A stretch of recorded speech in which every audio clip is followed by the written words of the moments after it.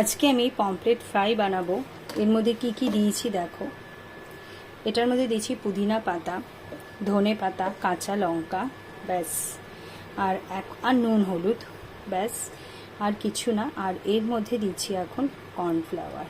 Just কর্নফ্লাওয়ারটা দিয়ে একটু fry করব, বা কর্নফ্লাওয়ার ছাড়াও ফ্রাই করা যায়, কিন্তু আমি একটু কর্নফ্লাওয়ার দেবো, তাহলে একটু ব্যাপারটা ক্রিস্পি ক্রিস্পি আসবে সেই জন্য। আর খাওয়ার সময় একটু লেবু, আজকে আর লেবু ইচ্ছা করেই দিইনি, সেই জন্য খাওয়ার সময় একটু লেবু এর ওপর দিয়ে চিপে দেবো, তো বেশ ভালো লাগবে, ফ্লেভারটাও সুন্দর আসবে। আর এই দিকে আমি তেল বসিয়ে দিয়েছি, গরম হয়ে গেছে। তো চলো মাছগুলো এবার ভাজা যাক।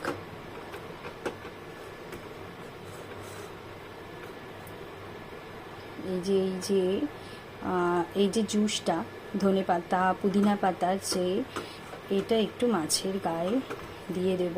হ্যাঁ, তেলে দেওয়ার সময় একটু কিন্তু ছিটবে, কারণ এতটা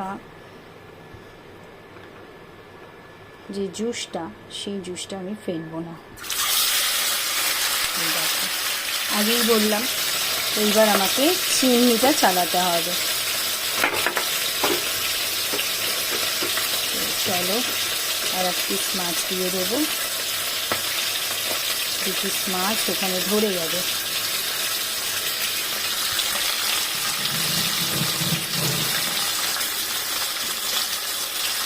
একটু সাইড করে দিই, ব্যাস।